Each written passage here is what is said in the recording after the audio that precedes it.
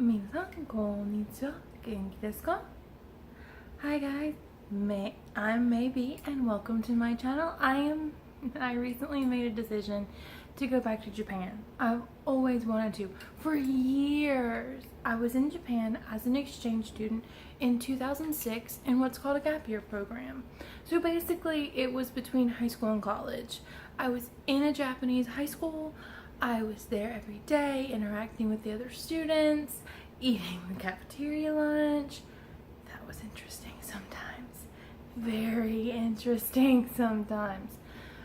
I had a normal high school experience first semester, and it was an amazing time of my life, but I wasn't quite old enough to truly appreciate it.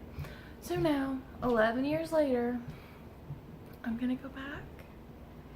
So I decided, as part of what I wanted to do, that I'm also going to start a YouTube channel and start making videos about how I get there, what I do when I'm there, as a way to share this with my friends and family. And if it helps other people and other people get involved, good for them. I am all for helping other people, because at the end of the day, we're all in this together. Other people looking to be an ALT are in the same boat I am in.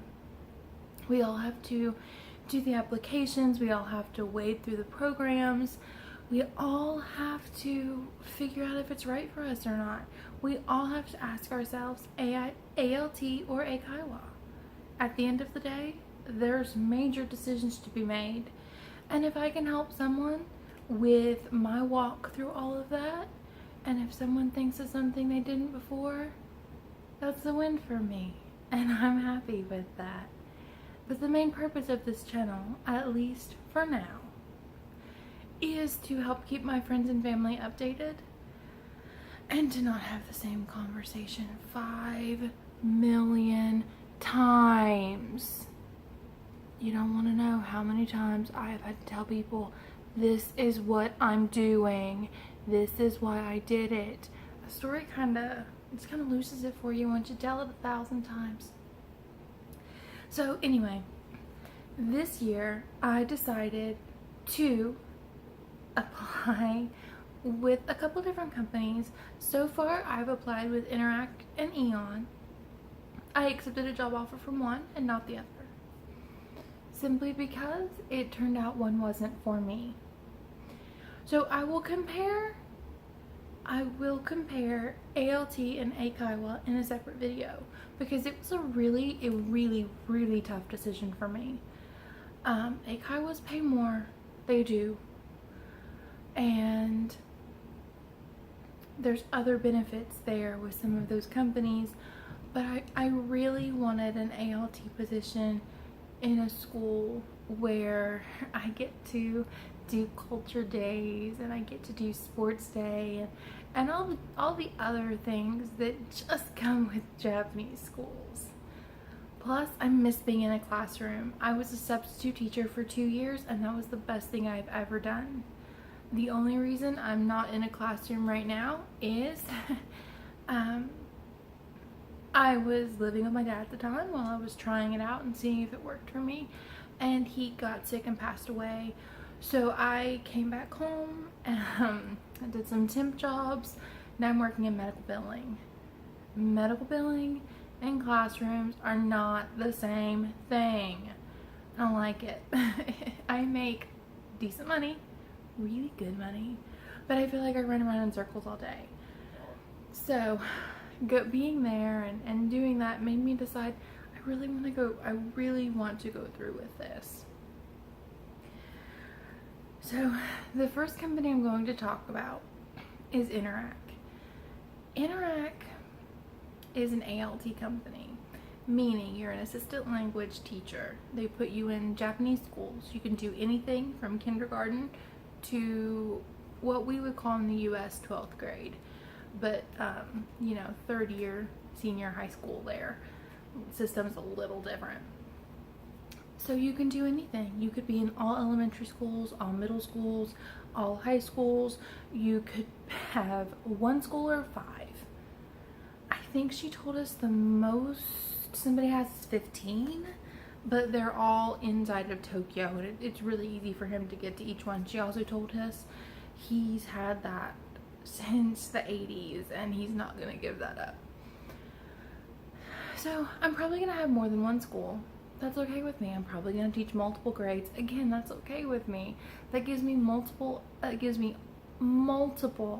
opportunities to interact with Japanese citizens, with people who are Japanese, who act Japanese, who can help me understand the culture and give me an experience I wouldn't get here. American school culture and Japanese school culture are totally different. Like the outfit I'm wearing right now, pull this neckline up just a touch, maybe to here, totally school appropriate. I've seen teachers wear lower cut stuff than this.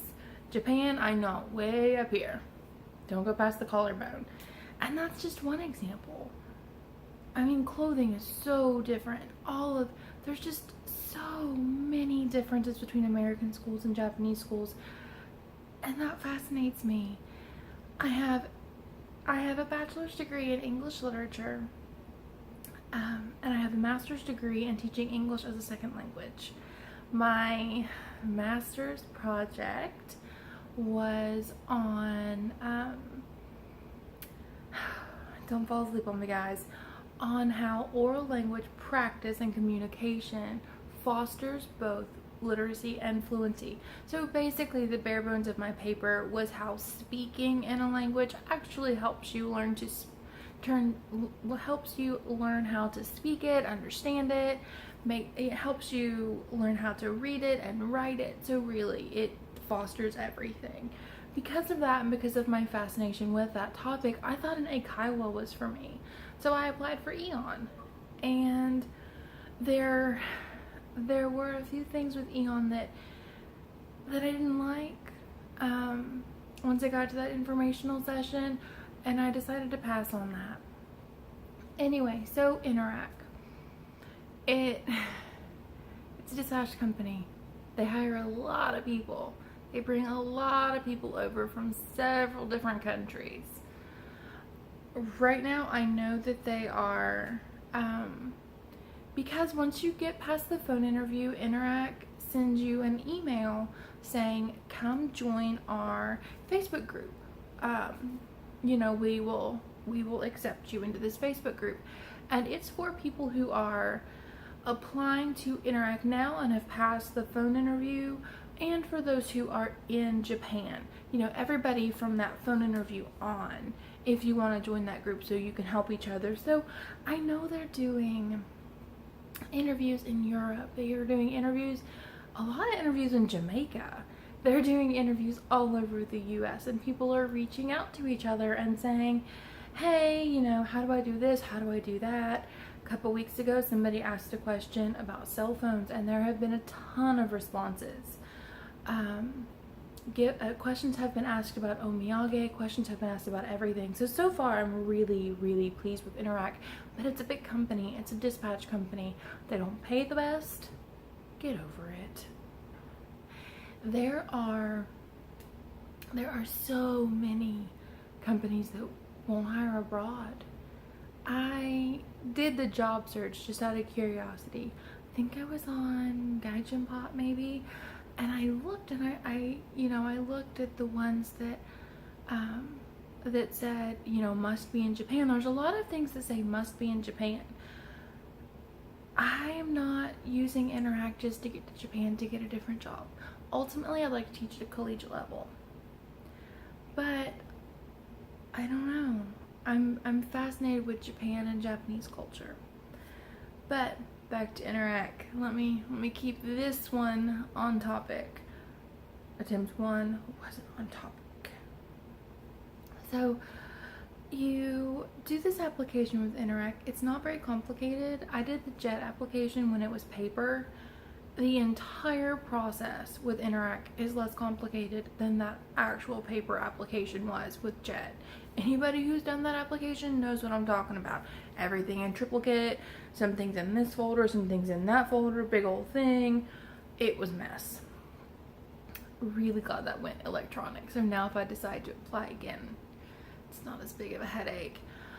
So You do this really simple application online.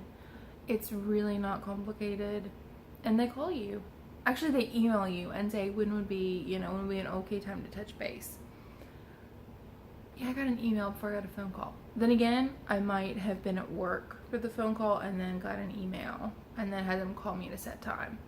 So they call and say, hi, thanks for your interest in Interac, just checking base, just calling to set up a time for your phone interview, because you pretty much pass that initial part unless you're a total moron.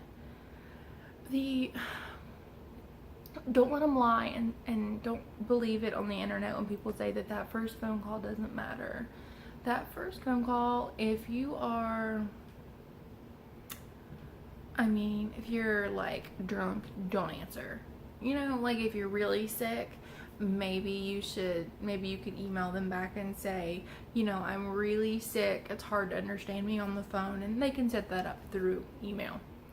But that's really the first hurdle to jump through, is that phone call. Because if you sound like something they don't want, or you have a ton of background noise, or you just can't string two sentences together, you might get that phone interview, but you probably won't go any farther than that. So the phone interview isn't that complicated. It's a normal job interview, honestly. A lot of the questions they ask are normal job interview. Why this company? Why'd you choose us over other people? I don't know if that was a legit question, but it was hinted at. Why Japan? How long do you want to stay? That's asked a couple of times in the various interviews. Normal questions. When they say why Japan and why you're interested in Japan, don't tell them because you want to go read dirty manga. Answer like that probably won't go well. Also, don't tell them that you want to blow all your money in Akihabara. Again, probably won't go well. I talked about how, my interest in Japan started in middle school when I was watching Toonami and became obsessed with it. And then I learned the language and it grew, and I learned all these interesting facts about Japan, and it's so different from my home culture that there was just something that sparked it. And I've looked into, Chinese culture, various different European cultures that are different than mine, some South American cultures, things like that, and nothing really appealed to me the way Japanese culture did. I can't put a finger on it. It just, whatever it was, it did it for me. And I love the idea of being able to go watch sumo, or learning, studying the flower arranging, even if I, just watch somebody for a couple of hours, and being able to go to a traditional tea ceremony and maybe learn about it and learn how to do all of these things that are just Japan. That, maybe other cultures do similarly, but heck, I want to ride the Shinkansen. Come on now, bullet train, baby. Sounds like blast. I didn't get on the bullet train when I was in Japan before because I was broke. Anyway, there's something that fascinates me about Japan, and I let Jason know that. And I let him know that I'm not just looking to be there for 6 months and then leave Interac for some other job. Personally, I don't think you should switch jobs in less than 6 months, no matter where you're at, because it just looks like you don't stick to it.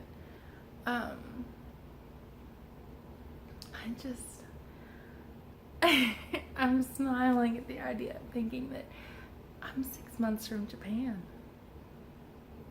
I'm 6 months from leaving for Japan. And it's really, I'm starting to get really excited.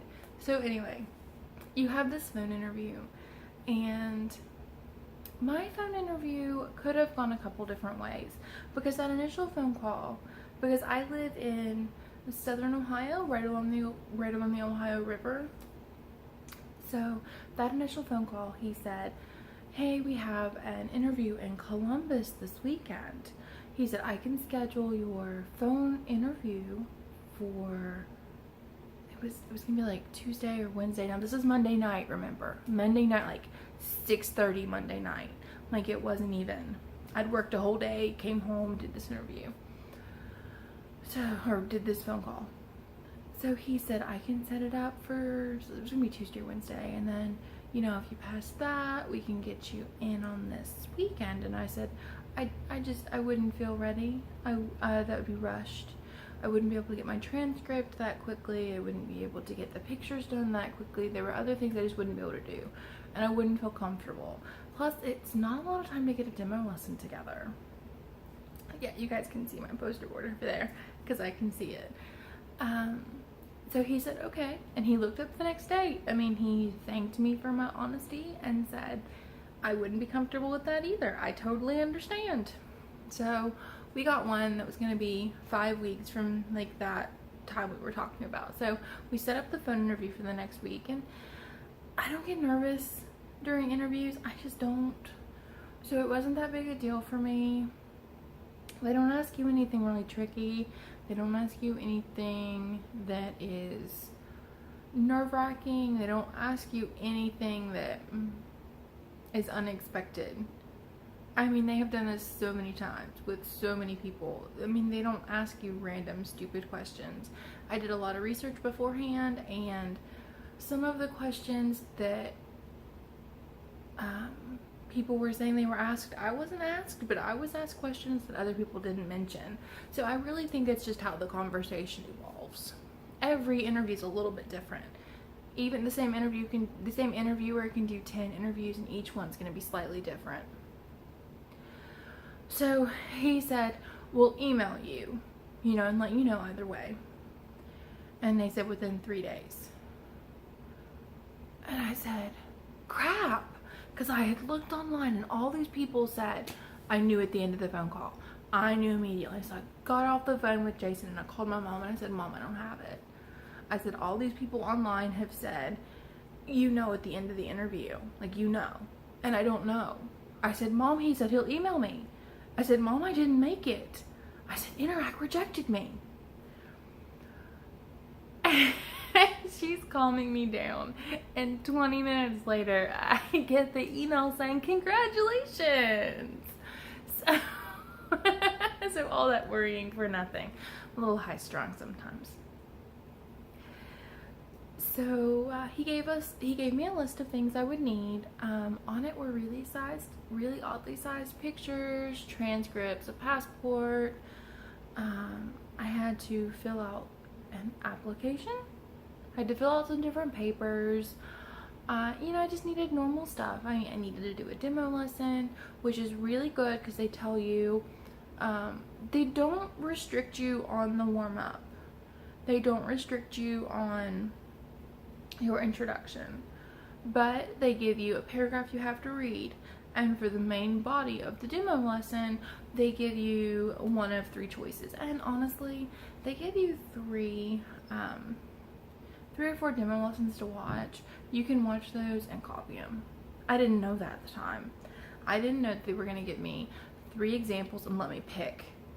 Everybody in my group did the directions.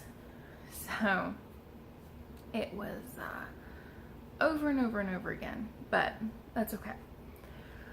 So it's a month later after my interview, and after my phone interview, and I'm in Columbus. My mom and stepdad have come with me.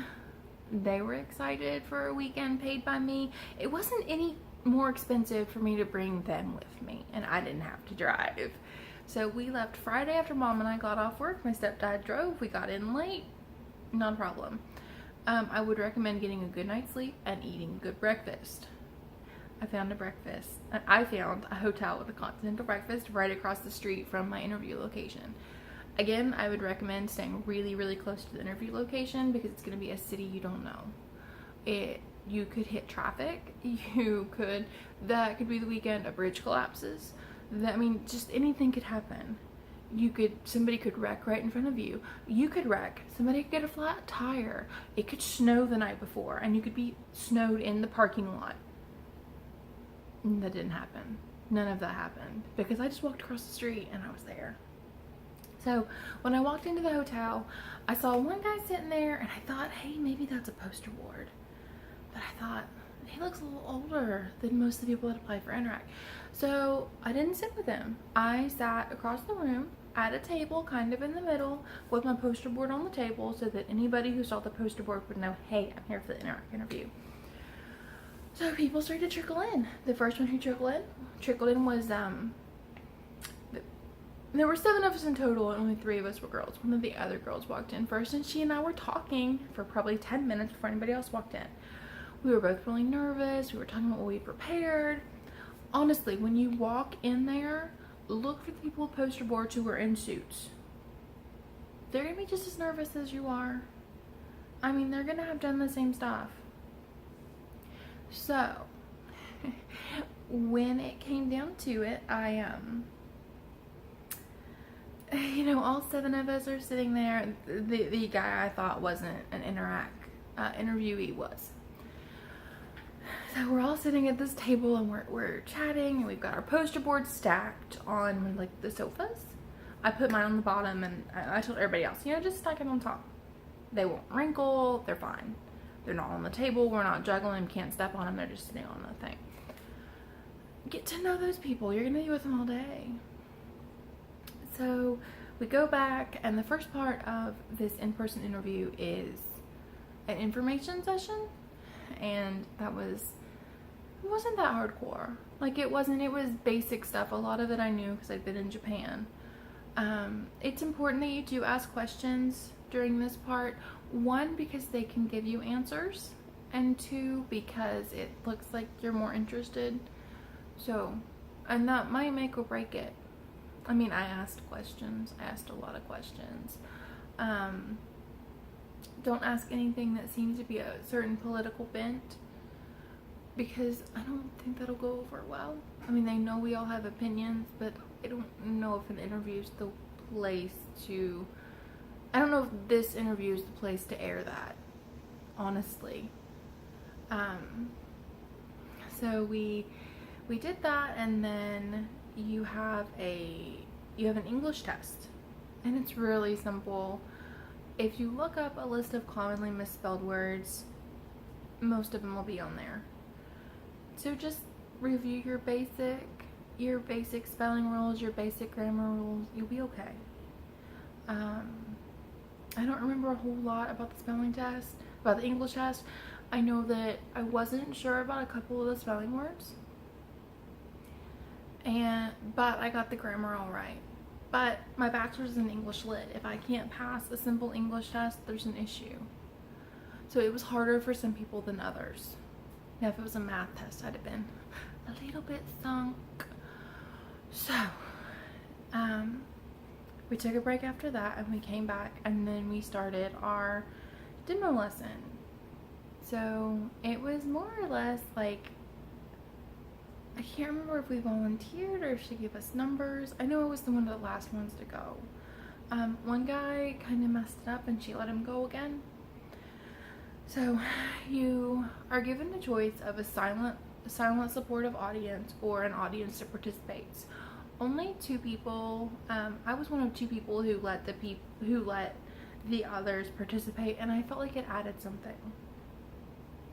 Now with this, so you get up there and you do your introduction, and you know, you say konnichiwa, you know, watashi no namae wa whatever, wherever karakimasu, you know, dozo yoroshiku onegaishimasu. That's about all I did in Japanese, and then I did a little bit more of an introduction in English because I didn't want to mess it up.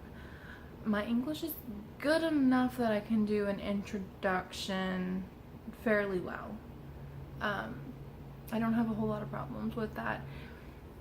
My Japanese is not good enough to get me by with daily life, but my Japanese is good enough that I can do an introduction.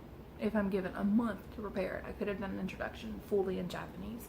I just didn't want nerves to hit and for me to mess it up, because you can mess it up just a little bit and your sentence is nonsense and the words aren't words. So I didn't want that to happen.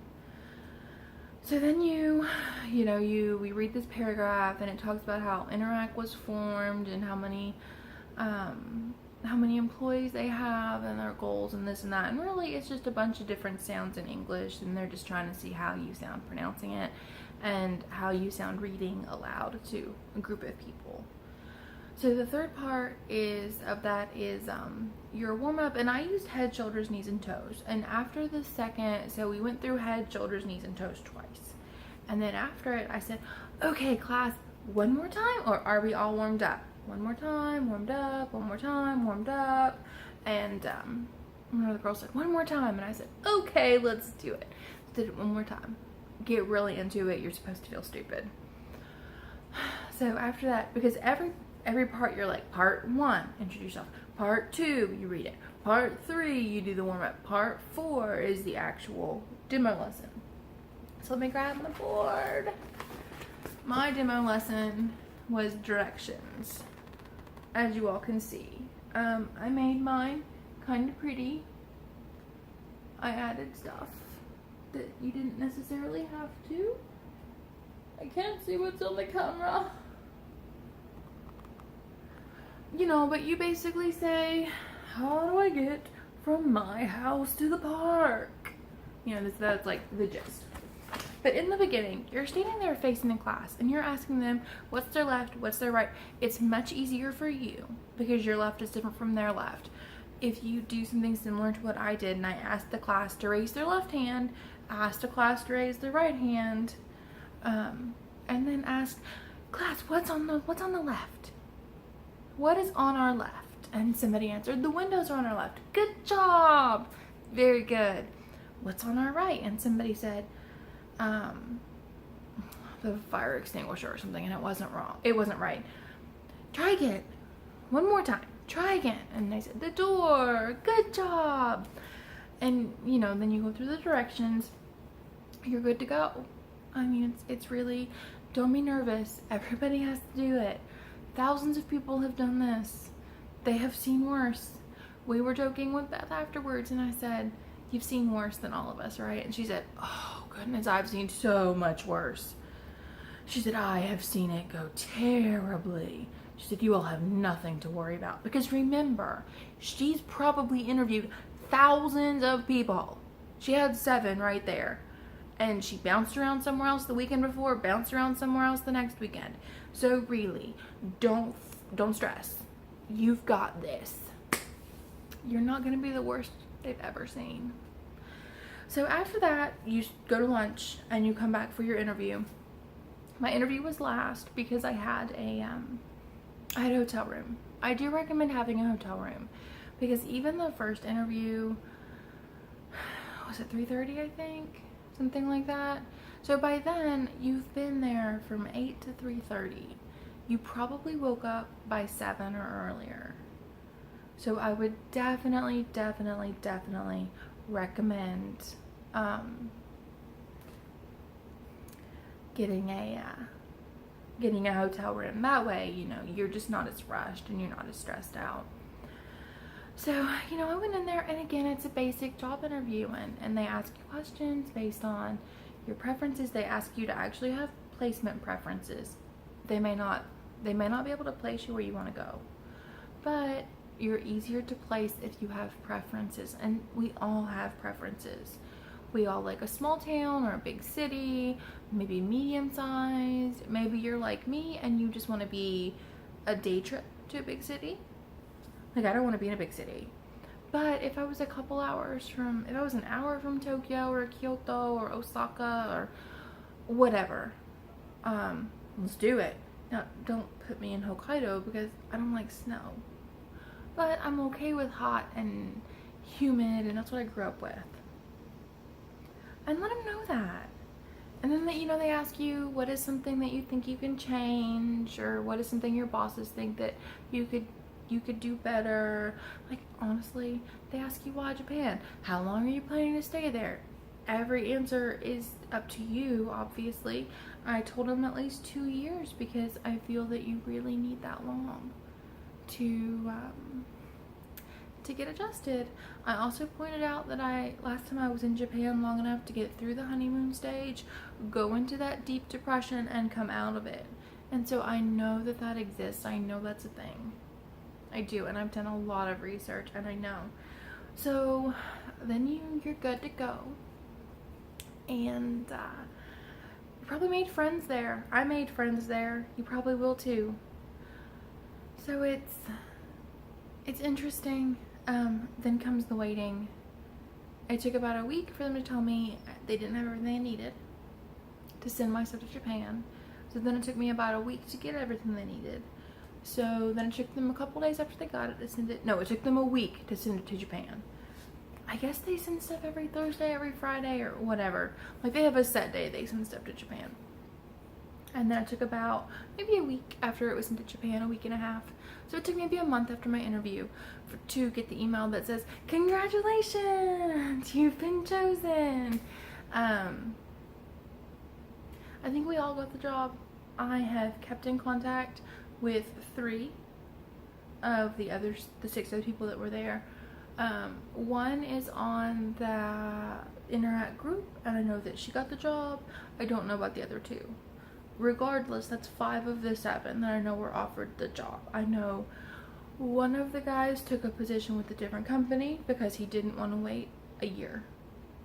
Because that was April, we were interviewing, and they said this position will be for March. He didn't want to wait a year. I don't blame him. I interviewed with Eon. I'm still thinking about Jet. I haven't decided one way or the other. I get more information from Interac sometime by the end of next month, and I guess I'll make my choice then. The Jet process does take so long that I would be able to do that and still go with Interac. Because my Interac contract would be halfway through by the time the Jet one would start, and Jet takes like a quarter of the people who apply. So the odds are not in my favor. You know, in Hunger Games they say, may the odds be ever in your favor, and it's not in your favor with Jet. So that is just what I've been thinking so far. I wanted to do this first video, get it out there. I think so far, I think this video is so much better than the last one that I did, because my camera's on a tripod and not on a selfie stick shaking like a leaf. Thank you so much if you've made it this far. Thank you so much. I appreciate it. If you have any questions, drop them down in the comments. Let me know. I'll do other videos on my preparations for Japan. I'll do another video on interviewing for Eon. I'll do videos when I get to Japan. I'm very, very excited. Thank you so much for watching. Ganbatte, and down that.